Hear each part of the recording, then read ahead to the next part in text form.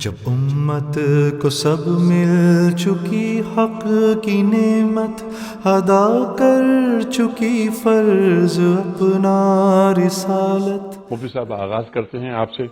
پہلا سوال شفیق اجمل صاحب کا۔ وہ لکھتے ہیں کہ سندھ اسمبلی میں قبول اسلام پر پابندی کا بل کہ کوئی شخص 18 سال سے کم عمر اسلام قبول نہیں کر سکتا، یہ پاس ہوا ہے۔ ہم اور آپ جانتے ہیں، اخبارات میں پڑھا ہم نے۔ کیا ان کے دو سوالات ہیں، کیا شرعاً یہ بل جائز ہے؟ پہلا سوال۔ اگلا سوال ان کا یہ ہے کہ اور ایسا بل پاس کرنے والوں کے لیے کیا حکم ہے؟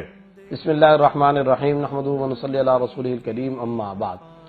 یہ شفیق اجمل صاحب جنہوں نے سوال فرمایا ہے، غالباً یہ درسقرآن.com کے جو ذمہ دار ہیں، اور آپ جانتے ہیں کہ یہ انٹرنیشنل اسلامک ویب سائٹ ہے، اور اللہ نے دعوت دین کے حوالے سے ان سے بہت بڑا کام کر رہے ہیں۔ اللہ ان کی خدمات کو قبول فرمائے اپنی بارگاہ میں، آمین۔ ان کے سوال کا مختصر جواب یہ ہے، سندھ اسمبلی کے اندر حال ہی کے اندر قبول اسلام پر قدغن کا جو بل منظور کرایا گیا ہے، یہ شرعاً ناجائز ہے، حرام ہے۔ اس کے ناجائز اور حرام ہونے میں کوئی شبہ نہیں ہے، اور یہ کوئی جذباتی عارضی یا وقتی بات نہیں ہے، بلکہ اگر آپ اس کی شقوں کا جائزہ لیں، گہری نظر کے ساتھ ان دی لائٹ آف دی قرآن و سننا آپ اس بل کے مندرجات کا مطالعہ کریں تو کہا یہ جا رہا ہے کہ 18 سال سے کم عمر کوئی شخص اسلام قبول نہیں کر سکتا۔ سب سے پہلے تو یہاں سننے والے دیکھنے والے حضرات کے سامنے ایک بات بڑی وضاحت کے ساتھ قطعیت کے ساتھ آنی چاہیے کہ آج کے دور میں لڑکا اور لڑکی کے بالغ ہونے کی جو عمر ہے وہ 18 سال سے پہلے ان کا بالغ ہو جانا یقینی امر ہے۔ کوئی 15 سال میں ہو رہا ہے، کوئی لڑکی 11-12 سال کی عمر میں ہو رہی ہے، کوئی 16 سال کی عمر میں۔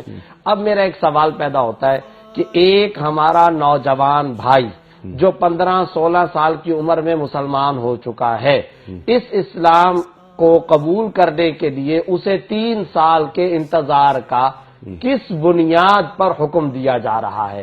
اسلام قبول کرنے کا مطلب یہ ہے کہ کیا وہ قرآن کی اسٹڈی نہ کرے، کیا وہ سچائی کی گواہی نہ دے، قرآن کریم کا وہ مطالعہ نہ کرے، اور اسلام کا نور وہ اپنے دل دماغ کے اندر نہ رچائے نہ بسائے، پھر یہ مملکت خدا داد ہے۔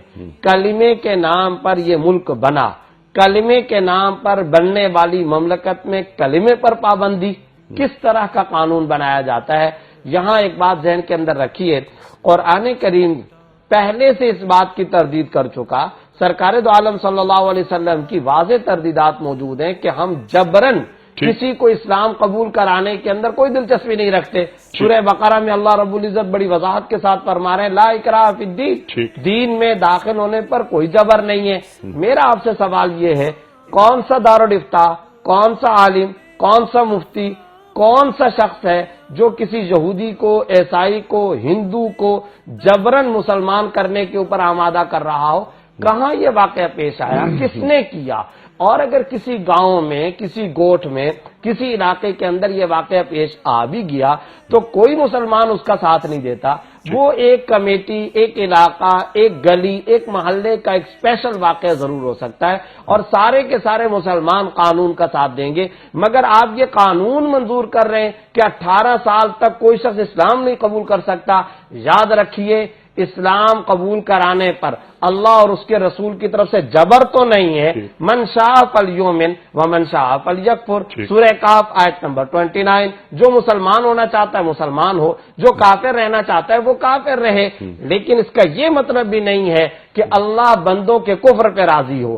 سورہ زمر میں اللہ نے بڑی وضاحت کے ساتھ فرمایا، لا یرضی لعبادہ الکفر، اللہ اپنے بندوں کے کفر پر راضی نہیں ہے۔ پورا قرآن ان الدین عند اللہ الاسلام، اسلام کی دعوت دے رہا ہے، انسانوں کے لیے دستور حیات، ضابطۂ زندگی اسلام ہے۔ قرآن اور اللہ تو اسلام قبول کرنے کی دعوت دیں، محمد الرسول اللہ صلی اللہ علیہ وسلم تو اسلام قبول کروانے کی دعوت دیں۔ 1400 سال کے صحابہ کرام، تابعین، مسلمان، ائمہ، مجتہدین، فقہا اور عام مسلمان تبلیغ اسلام کا فریضہ انجام دیتے ہیں، دعوت اسلام کا فریضہ انجام دیتے ہیں، پھر اس دعوت اسلام کے نتیجے میں ہوا کیا ہے؟ حضرت علی رضی اللہ تعالیٰ نے ایک قول کے مطابق 5 سال میں، اور ایک قول کے مطابق 8 سال میں، اور ایک قول کے مطابق 10 سال کی عمر کے اندر اسلام قبول کر رہے ہیں۔ معاذ رضی اللہ تعالیٰ 11-12 سال کی عمر کے اندر اسلام قبول کر رہے ہیں۔ حضرت ابو سعید خدری 13 سال کی عمر کے اندر اسلام قبول کر رہے ہیں۔ حضرت مصعب بن عمیر یہ بچپن کے اندر اسلام قبول کر رہے ہیں۔ حضرت انس بن مالک، جی، معاذ اور معوذ رضی اللہ تعالیٰ عنہما جنہوں نے ابو جہل کو قتل کیا تھا، یہ بچپن کے اندر اسلام قبول کر رہے ہیں۔ اسلام قبول کرنے پر نہ صرف یہ کہ ان کو دعوت دین دی جا رہی ہے، سرکار دو عالم صلی اللہ علیہ وسلم حوصلہ افزائی فرما رہے ہیں۔ وہ مشہور واقعہ بھی آپ نے کتب احادیث کے اندر پڑھا ہوگا، یہودی بچہ بیمار ہوا، آپ صلی اللہ علیہ وسلم عیادت کے لیے تشریف لے گئے اور پھر اسے اسلام کی دعوت دی۔ والد سامنے بیٹھا ہے، وہ کبھی آپ صلی اللہ علیہ وسلم کا چہرہ دیکھتا، کبھی اپنے یہودی والد کا چہرہ دیکھتا ہے۔ اس دوران میں یہودی والد کہتا ہے اطیع ابا القاسم صلی اللہ علیہ وسلم، حضرت ابو القاسم صلی اللہ علیہ وسلم کی اطاعت کر لو۔ وہ بچہ کلمہ پڑھتا ہے، سرکار دو عالم صلی اللہ علیہ وسلم مسکرا رہے، خوشی کا اظہار فرماتے اور یہ کہتے ہوئے گھر سے نکلتے ہیں، الحمدللہ الذی انقذہ بی من النار، تمام تعریفیں اس اللہ کی جس اللہ نے اس بچے کو میری وجہ سے جہنم کی آگ سے بچا لیا۔ اسلام کا یہ منظر، اور آج مملکت خداداد کے اندر ارکان اسمبلی اس بل پر دستخط کر رہے ہوں، سیاہ بل ہے، شرمناک بل ہے، باعث ننگے ملت یہ بل ہے، ناجائز بل ہے، حرام بل ہے۔ اس کے ناجائز اور حرام ہونے پر تمام ائمہ اور مکاتب فکر کا اتفاق ہے۔ جبر کی دعوت اور جبر کا نعرہ ہم بھی بلند نہیں کرتے، مگر جو برضا و رغبت قرآن کی اسٹڈی کرنا چاہتا ہے، اسلام کا مطالعہ کرنا چاہتا ہے، اسلام قبول کرنا چاہتا ہے، اس سے اسلام کو قبول کروانے سے منع کروانا بدترین قسم کی ناانصافی اور زیادتی ہے۔ یہ قانون تو انیس صاحب امریکہ میں نہیں ہے، یہ تو انڈیا میں نہیں ہے۔ میں ہانگ کانگ کے اندر ابھی چند نوجوانوں کو کلمہ اسلام پڑھوا کر کے آیا ہوں، برطانیہ کے اندر نہیں ہے، یورپی یونین کے اندر نہیں ہے۔ عجیب و غریب قسم کا راگ الاپا جاتا ہے، صبح شام ادھر سے سو کال دانشور تو ہمیں یہ کہتے ہیں آزادی اظہار، آزادی اظہار، اور یہاں اگر ہمارا کوئی نوجوان آزادی کے ساتھ قرآن کریم کا مطالعہ کر کے آ کر کے بولتا ہے مجھے اسلام قبول کرنا ہے، میں قرآن کریم سے متاثر ہو چکا ہوں، تو آپ کہتے ہیں نہیں جی، ایک تو تم اسلام نہیں قبول کر سکتے، دوسرے نمبر پر 18 سال کے بعد بھی اگلی شق یہ ہے کہ وہ 21 دن تک کسی سیف ہاؤس کے اندر رہے گا، پولیس کی کسٹڈی میں۔ پاکستانی پولیس کا رویہ آپ کے سامنے نہیں ہے، 21 دن تو دور کی بات ہے، 21 منٹ کے اندر بھی وہ اس کے ذہن کو تبدیل کرا لیں گے۔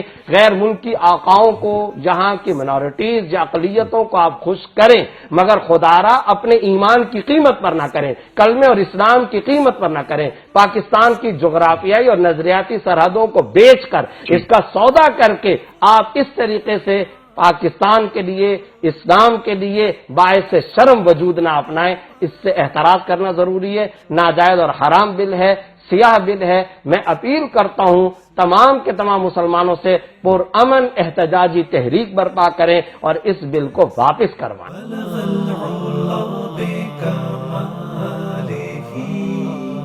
كشفت الدجى بجمال